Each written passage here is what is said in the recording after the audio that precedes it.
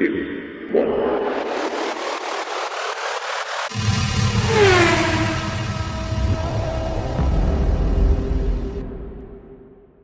सांगवान भाई 10 लाख का बजट है हमारा और गाड़ी हमें ऐसी दिलाओ कि मतलब मजे आ जाए और इतनी परफेक्ट गाड़ी दिलाओ जिसमें कोई कमी पेशी ना रहे, कुछ भी ना रहे और चलाने में जो है फुल टू हमें स्वाद दे। तो नमस्कार जी, मैं शुभम सांगवान, स्वागत है आप सबका मेरे चैनल पर। बहुत टाइम बाद ऐसी वीडियो एक और बार बना रहा हूँ।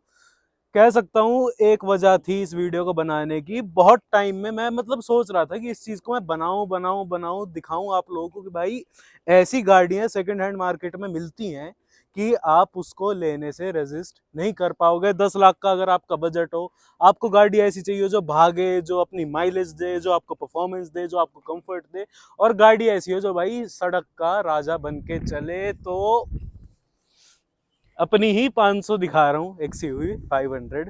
क्यों? एक हिसाब से आज मैं इसकी फुल फ्लेज्ड वीडियो बनाने वाला हूँ अपनी XUV 500 की, जिसमें मैं आपको इसकी परफॉर्मेंस बताऊंगा, जिसमें मैं आपको इसकी माइलेज बताऊंगा, जिसमें मैं आपको इसकी सारी जो है पॉजिटिव चीजें, नेगेटिव चीजें बताऊंगा, और क्यों इस गाड़ी को जो है मैं 10 लाख के बजट में सबसे बेस्ट गाड़ी मानता हूँ। तो वीडियो को करेंगे हम अब शुरू। गाड़ी में बैठूंगा, पहले मैं आपको बाहर से सारी चीजें समझाऊंगा, फिर जो है मैं गाड़ी के अंदर बैठ के चला के जो है मैं आपको सारी चीजें इस गाड़ी की समझाऊंगा। तो सबसे पहले अगर मैं आपको इस पर्टिकुलर गाड़ी के बारे में बताऊं, आगे से आपको फेस इसका लग रहा होगा कि भाई ये अपनी XUV 500 W11 वाली है, जो फेसलिफ्ट जो 2018 में लॉन्च हुआ था वो वाली है। तो बिल्कुल गलत हो आप।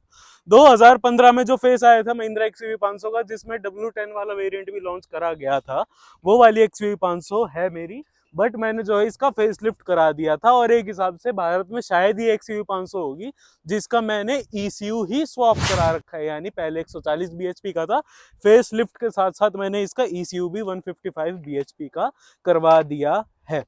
तो सबसे पहला जो रीजन है, मैं आपको कहूंगा कि 10 लाख के बजट के अंदर गाड़ी का साइज। ठीक है, गाड़ी का साइज इतना खतरनाक है, भारी गाड़ी है, भरकम गाड़ी है। आपको ऊपर से जो टायर जिसपे मैं ये गाड़ी चला रहा हूँ वो एक्चुअल में स्टॉक टायर नहीं है। टायर इसके अंदर लगे हुए हैं भाई फॉर्च्यूनर के 265 R17।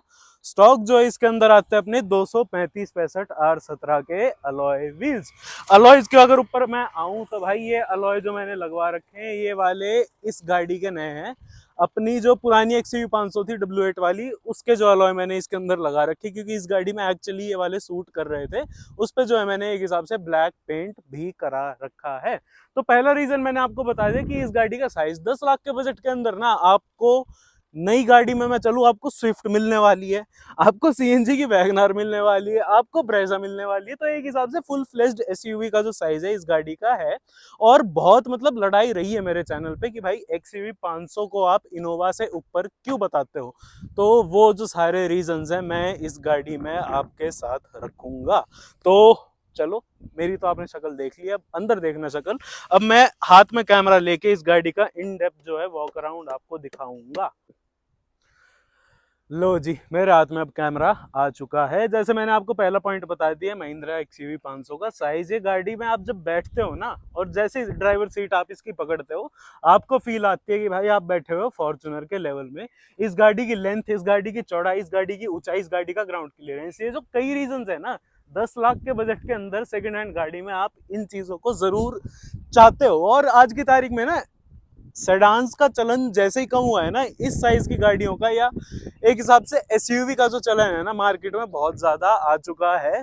तो गाड़ी को मैं जब ड्राइव करूंगा, मैं सारे जो रीजंस है स्टेट करूंगा। बाहर से मैंने आपको बता दिया है कि भाई लुक इस गाड़ी के जो है गदर है, और इतना चौड़ा चौड़ा भारी भारी बल्कि मस्कुलर लुक था XUV 500 का, जो XUV 700 के अंदर स्लीक और एक हिसाब का शार्प लुक इनने दे दिया। जैसे ही आपको याद हो पुरानी फॉर्च्यूनर और नई फॉर्च्यूनर में क्या फर्क आया था, उस हिसाब का फर्क जो XUV 500 XUV 700 में डाला गया है। ये जो बल्कि लुक है ना इस गाड़ी का, रोड प्रेजेंस इस गाड़ी की भाई इतनी ज्यादा बढ़ा देता है। और ऊपर से 235 की जगह 265 वाले मैंने टायर लगा रखे हैं। तो पीछे से अगर मैं आपको इस गाड़ी की लुक दिखाऊंगा ना एक बार, आप मतलब सोचोगे कि XUV 500 भी इतनी भारी लग सकती है क्या। ये देखो, और ऊपर से जो है इसके टायर्स और अलॉयज की वजह से जो है इसकी लुक और इनहेंस हो रखी है। तो अगले अगर मैं रीजन पे चलूं XUV 500 को क्यों मैं रिकमेंड करता हूं 10 लाख के बजट में, तो वो अब है अंदर। और बाकी जो रीजंस होंगे वो मैं आपको ड्राइव करते टाइम जो है इस गाड़ी की सारी चीजें बताऊंगा। एक्सटीरियर आपने सारा देख लिया है। लो भाई, XUV 500 के अंदर अब हम आ चुके हैं। तो मैं आपको गिना रहा था कि ऐसे क्या पॉइंट्स है जो मैं आपको बताऊं कि आप इस गाड़ी को 10 लाख के बजट के अंदर खरीद सकते हो यूज्ड मार्केट में। तो मेरी हेल्थ भाई, मैं 90 किलो का आदमी हूँ, मैं जिम भी करता हूँ, मेरी हाइट अगर तकरीबन जो है तकरीबन क्या 6 फुट पा रही है। तो अगर स्पेस की बात करूँ ना, आप ये मेरी जो है आइडियल जो है सिटिंग पोजीशन है। मैं ऐसे ही बैठ के XUV चला पाता हूँ या कोई भी गाड़ी चला पाता हूँ। सडान होती तो इससे शायद और भी मैं लेटा देता हूँ, बट अब मैं इस पोजीशन पे बैठा हूँ। पहली बात, एक बार कैमरा मेरे हाथ में दिया जाए, आई लेवल पे मैंने कैमरा को लगा लिया है, बिल्कुल आई लेवल पे है। मेरे को बोनट के जो है चारों कोने दिख रहे हैं, और साथ में जो त्रिशूल से मैंने जो तीर सा टांग रखा है ना, इससे भी लुक थोड़ी एनहांस हो जाती है। तो इतनी लंबी हाइट है मेरी, मैंने जो है सीट अच्छे से रिक्लाइन कर रखी है। मैं कैसे ही रिक्लाइन कर लूँ, मैं कैसे ही बैठ जाऊँ, मेरे को जो है ना इसकी लुक बराबर जो है आ रही है। इनोवा क्रिस्टा में जो है ना ये चीज बिल्कुल मिसिंग है। उस गाड़ी के अंदर आपको बोनट दिखता ही नहीं है। ये गाड़ी थोड़ी बहुत का SUV के सेगमेंट में ही निकाली थी, हालांकि फुल साइज जो है फॉर्चुनर या एंडेवर जो है उसके हिसाब की नहीं निकाली गई थी, बट इनोवा क्रिस्टा ना एक हिसाब की MUV गाड़ी निकाली गई थी, तो उसमें जो है ये चीज हमेशा से लैगिंग रहती है। अब मैं आ जाऊं अपना, आपको मैं जो है लेग स्पेस दिखा देता हूँ पूरा। जो है यहाँ पर मेरे को एक डेड पेडल भी मिल जाता है, उसकी जो है आपको सिनेमैटिक दिख रही होगी। डेड पेडल आपको यहाँ पे मिल जाता है पूरा। जो है मैं अच्छे से लेटा हुआ हूँ, स्टेयरिंग मेरे कंट्रोल में है, और मैं इसी पोजीशन पे इसी सीट के उसमें अगर मैं पीछे जाऊं इस सीट के, तो क्या कुछ रिस्पॉन्स मिलता है। तो एक बार चलो, आ गया भाई, लो आजा भाई। स्पेस इतनी है, 6 फुट हाइट है मेरी, अंडर थाई सपोर्ट मेरे पास बहुत खतरनाक है। इससे जो है 6.5 फुट का आदमी भी ऐसी ही सीट करके चलाता है। मैं और इसको आगे कर सकता हूँ, मेरे से कम हाइट के जो भाई है वो और आगे कर सकते हैं। स्पेस आप देख लो एक बार कितनी है मेरे पास। हैंड रेस्ट मेरे को यहाँ मिल जाता है। सीट का आप एक बार टेक्सचर देख सकते हो, कंफर्ट देख सकते हो। ये तो मैंने हालांकि आफ्टर मार्केट सीट कवर लगवा रखे, बट स्पेस में आपको बेसिकली दिखा रहा था। ये जो बीच वाली रो का जो स्पेस है ना, इनोवा क्रिस्टा में लैकिंग है। ये स्पेस मैंने फोर्ड एंडेवर में नहीं देखा। ये स्पेस जो है मैंने टोयोटा की फॉर्च्यूनर में भी देखा। और जितनी भी आप SUVs उठा के देख लो आज की तारीख में, या इस टाइम पे जो आती थी, या जितनी भी आई हैं, इतना स्पेस मैंने शायद ही किसी गाड़ी में देखा है। मैं और गाड़ियों में लेजिट फंस जाता हूँ। फॉर्च्यूनर में भी अगर मैं आगे बैठता हूँ ना, मेरे को उतना स्पेस नहीं मिलता, क्योंकि उसमें इलेक्ट्रिकल एडजस्ट वाली जो है सीट्स आती हैं, उस चक्कर में। XUV के अंदर भी अगर इलेक्ट्रिकल वाली सीट आती है ना, उसको भी आप परफेक्टली अपने हिसाब से एडजस्ट कर सकते हो। आपको हाइट जितनी जितनी चाहिए उतनी मिलेगी, आपको पीछे जितनी करनी है उतनी मिलेगी। और स्पेस आप देख सकते हो भाई, भिड़ ही नहीं सकते मेरे पैर।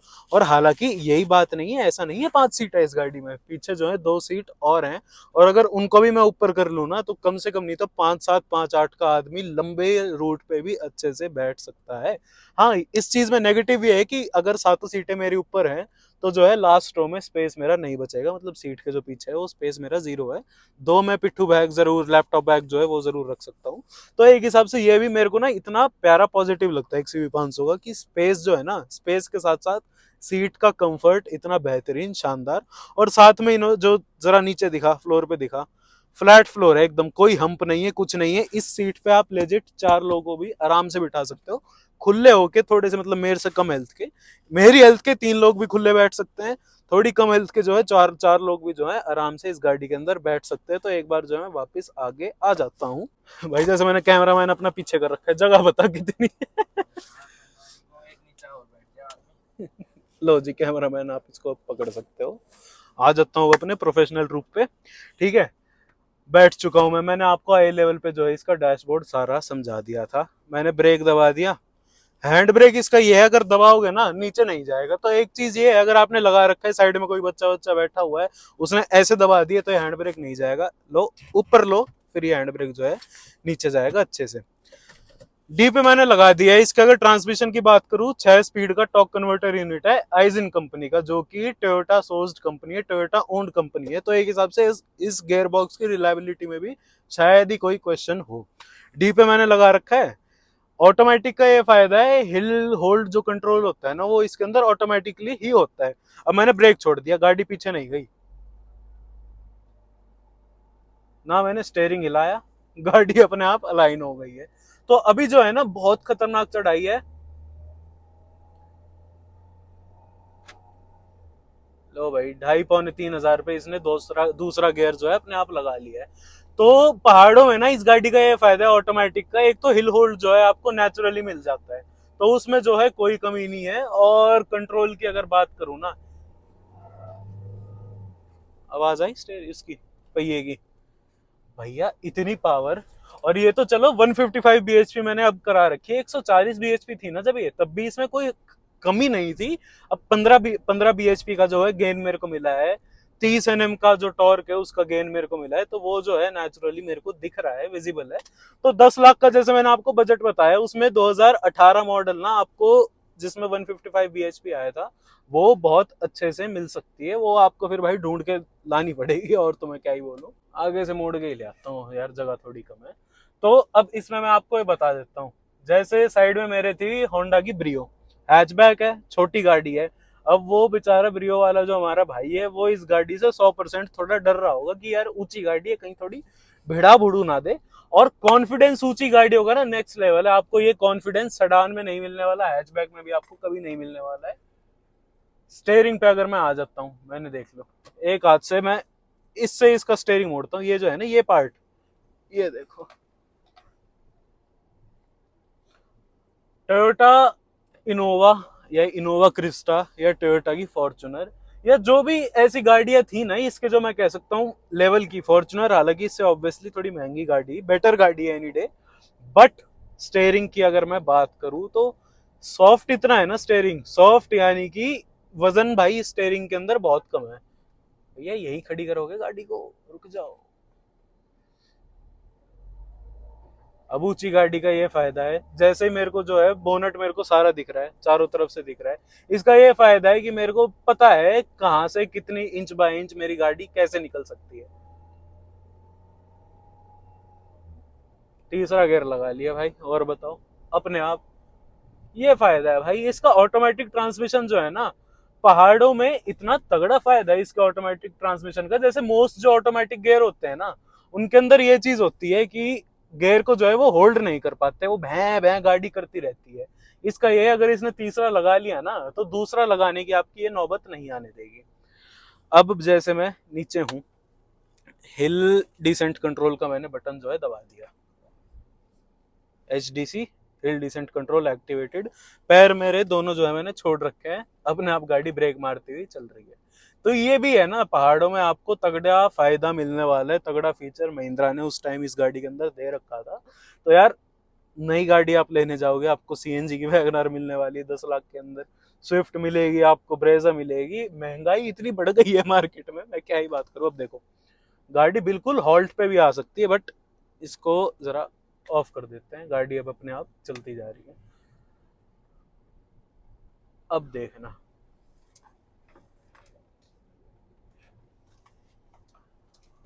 मैं आपको ये जो है ना, ये नागिनपना है, इससे जो है मैं आपको इस गाड़ी की स्टेबिलिटी के बारे में बताने वाला हूँ।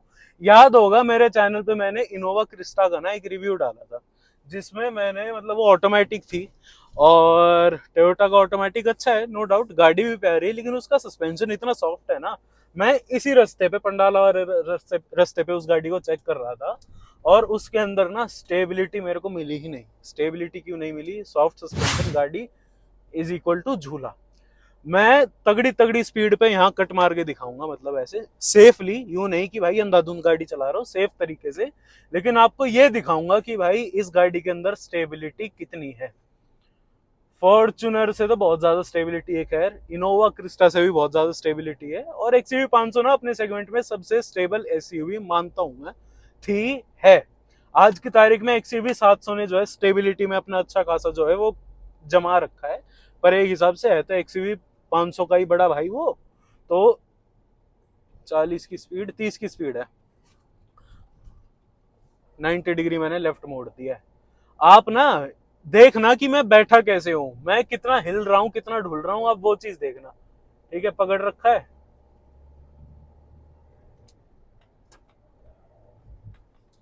कितना हिला हूं मैं बताओ। स्पीड कम से कम नहीं तो 50 की थी, कटिंग बहुत बढ़िया थी, ठीक है। स्टेबिलिटी इतनी प्यारी इस गाड़ी के अंदर। और तीसरा गियर अगर इसका पहाड़ों में लग गया ना, ये उस गियर को पकड़ के रखती है, वो जो है ना फिर आपको चढ़ान पे जो है, चढ़ाई अगर है उसके अंदर आपको बहुत तगड़े तरीके से हेल्प करने वाली है। अब देखो, सस्पेंशन सेटअप इसका है बहुत ज्यादा स्टिफ। उसका नुकसान ये है, जैसे रफ पैच है या स्पीड ब्रेकर है, उस पे आपको जो है फील थोड़ा ज्यादा होने वाला है। अब यहाँ है ना, यहाँ मैं थोड़ा हिलूंगा, ये देखो गाड़ी हिली है, पीछे वाला तो और तगड़ा हिला है। लेकिन ये जो है, ये आपको इनोवा क्रिस्टा या जो और भी एसयूवीज थी उसमें आपको सस्पेंशन जो है सॉफ्ट मिलता है। उसमें ये फायदा कि रफ टेरेन हो या जो भी चीजें हो उसके अंदर, हालांकि ये भी गड्ढों को मानती नहीं, हल्की सी सस्पेंशन में आवाज जरूर आती है, बट यूं नहीं है कि आपको बहुत ज्यादा हिला देगी।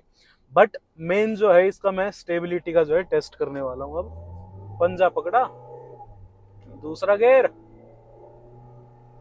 तीसरा गेयर, चौथा गेयर, ठीक है। स्पीड मेरी अभी है 60 की, 50 की।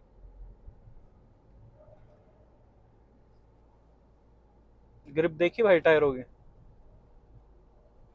कितना ही हिल रहा हूं मैं, बताओ हिल रहा हूं मैं। और इन्हीं कटों में, इसी स्पीड में अगर मैं इनोवा क्रिस्टा को करूँ ना, आदमी एक बार तो यूं जाएगा, फिर एक बार यूं जाएगा, फिर यूं जाएगा। तो इस चीज के चक्कर में ना, मैं आपको स्टेबिलिटी समझा रहा हूँ XUV 500 की, कि इतनी खतरनाक है 10 लाख के बजट में आपको शायद ही कोई और गाड़ी दे, अगर मैं SUVs की बात कर रहा हूँ। अब इसके साथ साथ मैं आ जाता हूँ अगला फैक्टर, जो सब लोग कहते हैं भाई देती कितना है, तेल कितना पिएगी हमारा। तो भाई ऑटोमेटिक अगर आप XUV 500 ले रहे हो, देखो XUV 500 ना बहुत उसके अंदर रेंज के अंदर आई थी महिंद्रा की तरफ से। तो जो पुरानी वाली XUV थी हमारी, वो सिर्फ मैनुअल में आती थी, ठीक है। उसका 2200 सीसी का इंजन था, 140 bhp और 320 Nm का टॉर्क हमें वो गाड़ी निकाल के देती थी। वो तो आपको मैं कह सकता हूँ 2012 के अगर मॉडल लेके चलो आप दिल्ली NCR से अगर बाहर रह रहे हो, तो वो गाड़ी आपको 3-3.5 लाख से लेके आपको 5-5.5 लाख में 2015 मॉडल तक की अच्छी कंडीशन में अच्छी गाड़ी आपको मिल सकती है, ठीक है। उसके माइलेज में अगर कहूँ, अगर आपका फुट हल्का है, आप 2000 आरपीएम के आसपास जो है गियर शिफ्ट कर सकते हो, तो आपको सिटी में वो आराम से 12 की निकाल के देगी, 11-12 प्लस आपको देगी वो गाड़ी। हाईवे पे ना वो गाड़ी अच्छी आपको तगड़ी माइलेज दे सकती है, 16-17-18 की भी वो गाड़ी निकाल सकती है। फुल टैंक में हाईवे पे प्लेन रोड्स पे आपको 1000 किलोमीटर प्लस वो गाड़ी निकाल के देगी आराम से। अब मैं आ जाऊं, अगर आप उसके बाद जो है 2016 में दिल्ली NCR की अगर गाड़ी थी XUV 500, वो आई थी 1.99 यानी कि 1990 सीसी के अंदर। स्कॉर्पियो भी आई थी और XUV 500 भी आई थी, उसमें पावर सेम थी, 140 bhp और 320 Nm का टॉर्क।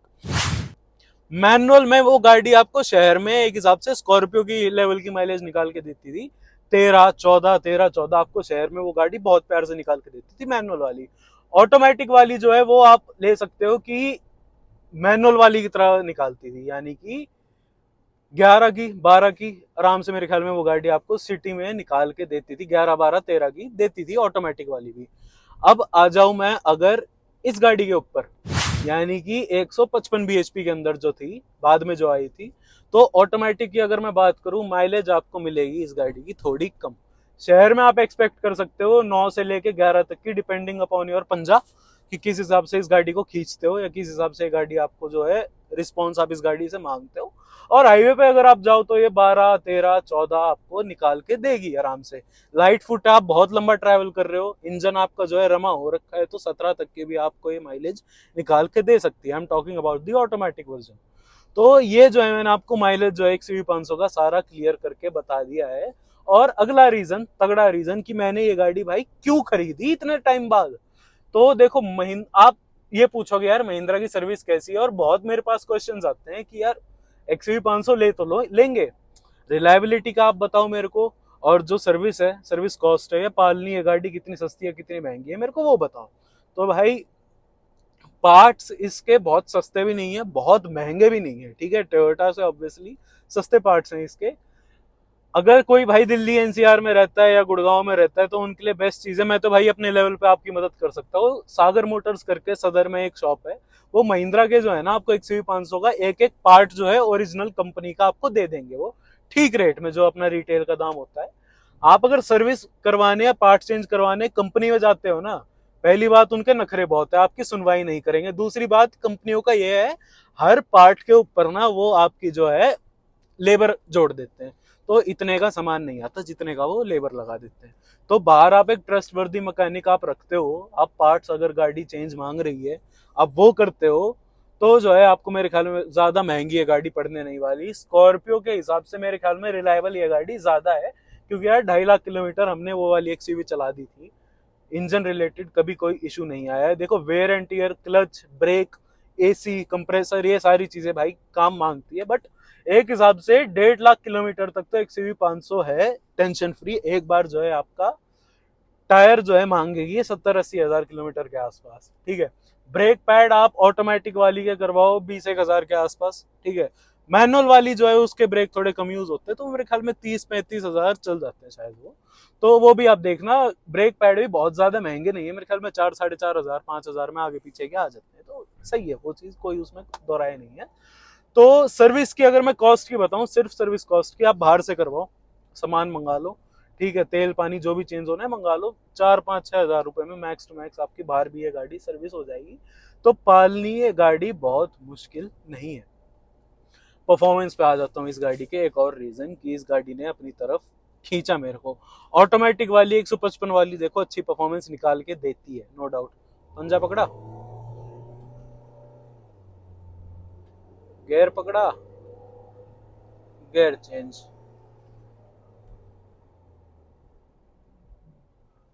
ब्रेकिंग जोरदार, ठीक है, भागती बहुत प्यारी है। तो XUV 500 की ये भी चीजें हैं ना मेरे को बहुत अच्छी लगी। इनोवा क्रिस्टा को मैंने रेसों में हरा रखा है, एंडेवर, अब वो सारी चीजें अगर आपको देखनी है कि XUV 500 की परफॉर्मेंस किस हिसाब की है, तो मेरे चैनल पे जाके जो है रेसेस देख लो। और इस गाड़ी की मैंने रेसेस बहुत कम करी है 155 bhp होने के बाद, तो परफॉर्मेंस ओके है इस गाड़ी की, कोई खराबी नहीं है। उस हिसाब से जो है आपको माइलेज और जो है सारी चीजें इस गाड़ी की सही मिलती है। तो मेन चीजें 10 लाख के अंदर इस गाड़ी को मैं आपको क्यों रिकमेंड करूं, महिंद्रा है, आपको पार्ट्स मिल जाएंगे। मेरा मुद्दा ये होता है भाई, जो भी बंदा सेकंड हैंड गाड़ी देखने निकलता है उसका ये होता है गाड़ी खर्चा ना मांगे। मेन चीज ये है, खर्चा नहीं मांगने वाली XUV 500, प्यार से चलानी पड़ेगी। देखो रफ टफ चलानी है, रफ टफ चलाने की ये गाड़ी नहीं है, हालांकि मना भी नहीं करेगी, लेकिन पार्ट जो है फिर ये गाड़ी मांगेगी। सस्पेंशन इसका एक हिसाब का पॉजिटिव भी है नेगेटिव भी है, स्टिफ है, तो उस चक्कर में आपको जल्दी चेंज करवाना पड़ेगा। लेकिन उस स्टिफनेस का मैं आपको फायदा बताता हूँ जरा। स्पीड 60 की, कर्व दिख रहा है, कितना हिला मैं बताओ, हिला कुछ हुआ मेरे को? ये देखो इनोवा क्रिस्टा ना यूं कर देती है इतने में। तो ये जो चीजें है ना, ये देखना, कर्व देखना, मोड़ दी गाड़ी, अपनी लेन तो छोड़ती ही नहीं है गाड़ी। और जब से 200 ये जो 265 वाला टायर लगा है ना, वो चीज और भी इस गाड़ी को जो है बढ़िया बना रही है। तो एक हिसाब से मैंने आपको बहुत रीजंस बता दिए होंगे कि इस गाड़ी को 10 लाख के अंदर क्यों खरीदा जाए। अगर मैं आपको रेंज बताऊं तो 2016 से लेके 2018 की जो W10 वाला जो वेरिएंट था, वो आपको मिल सकती है 5.5-6 लाख से लेके मेरे ख्याल में 8-8.5 लाख तक की, डिपेंडिंग अपॉन दी कंडीशन। और जो ये वाला फेस था ना 155 bhp वाला, मैं कहना चाहूंगा अगर आपका 10 या 11 लाख तक का बजट है, प्लीज उस गाड़ी पे जाना, क्योंकि परफॉर्मेंस जो है आपको बेटर मिलने वाली है। और उसके बाद जो है परफॉर्मेंस के साथ साथ माइलेज में भी महिंद्रा खेल गई थी, तो आपको माइलेज भी जो 155 वाली है उसके अंदर अच्छी मिलने वाली है। तो 10 लाख के बजट के अंदर XUV 500 बढ़िया। सिर्फ अगर मैं ऑटोमेटिक की बात करूं तो इस ऑटोमेटिक का जो है पॉजिटिव्स या नेगेटिव्स मैं आपको बताऊं, माइलेज थोड़ी कम देती है, आरपीएम थोड़ी ज्यादा खींच के रखती है, लेकिन अगर हिल्स पे आप चला रहे हो तो हिल्स या हाईवे पे तो एक गियर पकड़ के रखती है, वो भाई बहुत अच्छी बात है, ठीक है। गियर अगर आपका पैर हल्का है 1800 आरपीएम तक, हो सकता है कभी कभी 1500 आरपीएम पे भी ये जो है गियर चेंज कर दे। पंजा अगर आपका हैवी है या नॉमिनल है तो 2500 आरपीएम तक तो ये अपना गियर पक्का पक्का बदल देती है, उससे ज्यादा नहीं लेती है।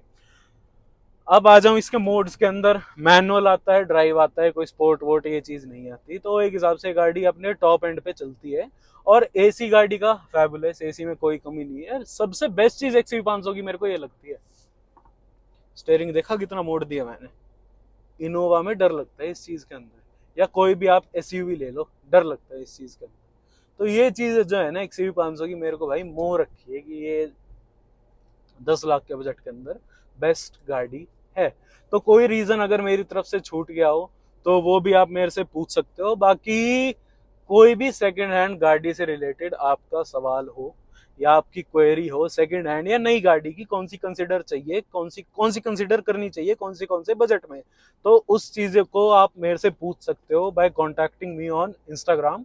इंस्टाग्राम की आईडी डालता हूँ, आपको फ्लैश भी हो रही होगी, वहां जाके आप मेरे से पूछ सकते हो। अगर जो इंस्टाग्राम पे कांटेक्ट नहीं कर सकते वो जो है ईमेल आईडी पे मेरे को कांटेक्ट कर सकते हैं। ईमेल आईडी के भी मैं जो ये सारे सवाल होंगे ना उसके जवाब दूंगा मैं हर शनिवार को अपने ही चैनल पे शाम को 8 बजे। तो उस चीज के लिए भी आपको बने रहना पड़ेगा, और बने रहना है तो भाई सब्सक्राइब करे बिना नहीं जाना। और कई कमेंट भाइयों के आते हैं कि अपनी XUV 500 को ये बंदा तो हर वीडियो में जिताता रहता है, XUV नहीं फरारी हो गई। तो भैया फरारी तो नहीं है ये, बट आप अगर चलाओगे ना तो आपको पता चलेगा कि क्यों इस गाड़ी का मैं गुणगान करता हूँ। ऐसा नहीं है, इस गाड़ी के अंदर नेगेटिव नहीं है, सस्पेंशन। और सबसे मेन नेगेटिव मैं आपको बता देता हूँ, स्टेयरिंग सीधा है, इतना ट्रैवल है स्टेयरिंग के अंदर, गाड़ी मेरी कहीं नहीं जा रही इतने में, ठीक है। तो ये भी हल्का सा नेगेटिव मेरे को लगता है कि थोड़ा चिपक के नहीं रहता, और हाई स्पीड पे ना स्टेयरिंग थोड़ा कम भारी होता है, मतलब हल्का ही रहता है हाई स्पीड में। तो वो चीज भी जो है थोड़ी नेगेटिव चीज के अंदर आ जाती है। तो स्टेयरिंग और सस्पेंशन दो चीजें हैं जो XUV 500 की मेरे को नहीं पसंद। बाकी तो गाड़ी A1 टनाटन, मैं कह सकता हूँ ले लो आंख बंद करके। बस कंडीशन आप ऐसी देखना कि आपके लेने के बाद ज्यादा खर्चा गाड़ी नहीं मांगे। तो सवाल तो आपको मेरे से पूछने पड़ेंगे, ठीक है, सवाल कहाँ पूछना है आपको पता है। बाकी यही थी कुछ आज की वीडियो, आशा करता हूँ आपको अच्छी लगी। ऐसी वीडियोस आपके लिए लाता रहूंगा, तब तक के लिए क्या करना है आपको पता है, लाइक करना है, शेयर करना है, सब्सक्राइब करना है, और अपने भाइयों तक, अपने दोस्तों तक, अपने बंधुओं तक इस वीडियो को फैलाओ कि XUV 500 जो बंदे हेट करते हैं ना, चला के देखो एक बार भाई, ठीक है। और कोई गाड़ी आपको पसंद नहीं आने वाली है, ठीक है। बाकी मिलते हैं अगली वीडियो में, तब तक के लिए धन्यवाद।